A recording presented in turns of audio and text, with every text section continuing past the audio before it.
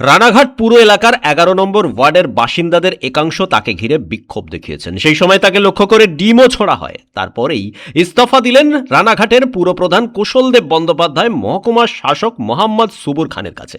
যদিও সরাসরি কারো বিরুদ্ধে অভিযোগ তোলেননি কুশলদেব, তিনি শুধু বলেছেন বিক্ষোভকারীদের কেউ কেউ এমন ছিলেন যাদের ব্যক্তিগত রাগ ছিল তার ওপর, মূলত তারাই ডিম ছুঁড়েছেন। তার মধ্যে একজন আনুলিয়ার চায়ের দোকানের মালিক, কিন্তু তারা কোনো রাজনৈতিক দলের সঙ্গে যুক্ত কিনা সে ব্যাপারে কিছু বলেননি তৃণমূল নেতা। তিনি জানান বিক্ষোভকারীদের অনেকে তাকে লক্ষ্য করে ডিম ছোড়ার প্রতিবাদ করেছেন। সত্যি ভালো মানুষ, যে আমরা একটা নিন্দা করতে পারবো তা তো না, উনি সত্যি খুব ভালো মানুষ। আর সত্যি কথা বলতে গেলে আমি বাড়ি থেকে, আমার বাড়ি ওইখানে, আমি বাগান দিয়ে দৌড়িয়ে এসেছি যে কি হয়েছে বলে।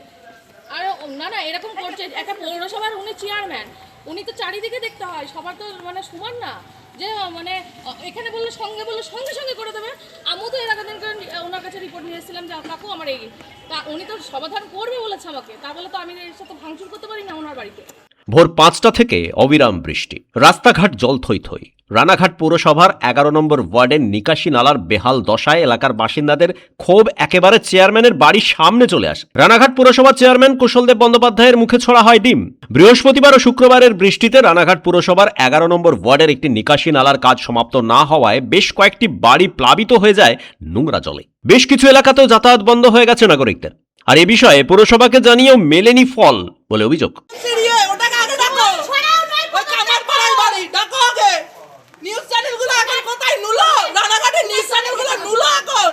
আর তাতেই চেয়ারম্যান কুশলদেব বন্দ্যোপাধ্যায়ের বাড়ির সামনে বিক্ষোভ দেখান এলাকাবাসী। তাদের মধ্যে থেকে ডিম ছোড়া হয় বলে অভিযোগ। চেয়ারম্যান জানান বিশেষ কোনো রাজনৈতিক দলকে দোষারোপ নয়, রানাঘাটবাসীর উদ্দেশ্যে সামাজিক মাধ্যমে বিষয়টি তিনি জানিয়েছেন। তিনি জানান আজ এলাকার মহিলারা না থাকলে তাকে আক্রান্ত হতে হতো বলে আশঙ্কা প্রকাশ করেছেন তিনি। আর এই আক্রমণ দলীয়ভাবে নয়, এলাকার কয়েকজন ব্যক্তিগতভাবে করেছে। তবে নিকাশি নালা প্রসঙ্গে জানাচ্ছি, পুরসভার লোকেদের প্রচন্ড বৃষ্টির মধ্যে কাজ করতে অসুবিধা হচ্ছে।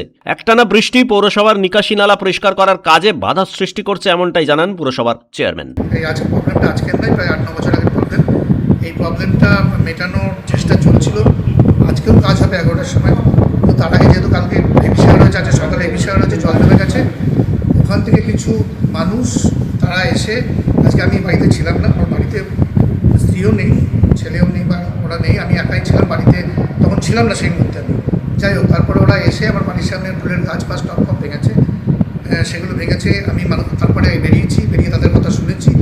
আজকে আমার বাড়ি হয়তো ভাঙচুর করতো, কিন্তু আমার পাড়ার প্রতিবেশী যারা, আমার পাড়ার মহিলারা যারা, তারা রুখে দাঁড়িয়ে এটা আটকে দিয়েছে। তাদের কাছে আমি কৃতজ্ঞ।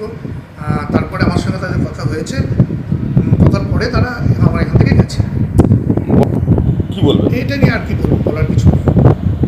আপনি কি এই বিষয়ে কথা অভিযোগ করছেন? না, কাকে অভিযোগ করবো? অভিযোগ করে কী লাভ? মানুষ, আমার পাড়ার লোকরা দেখেছে, আমার প্রতিবেশীরা দেখেছে, আমার ওয়েলিশার যারা তারা সবাই এসেছিলো, তারা দেখেছে যে এতজন মহিলা আছে, তারা তো সবাই দাঁড়িয়ে ওটাকে প্রতিরোধ করেছে। এটাই তো বড় কথা।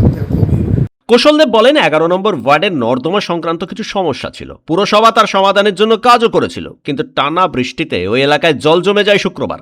তা নিয়েই কিছু লোক আমায় বলতে এসেছিলেন, যারা আমার দিকে ডিম ছুড়ছেন তাদের আমার ওপর ব্যক্তিগত রাগ রয়েছে, সেই কারণেই তারা এই কাজ করছেন। বাকিরা কিন্তু এটার প্রতিবাদ করছেন। আমার পাড়ার লোকেরা সেই সময় আমায় উদ্ধার না করলে হেনস্থারও শিকার হতাম। আমি কারো বিরুদ্ধে অভিযোগ করতে চাই না, ঈশ্বরের বিচার করবেন।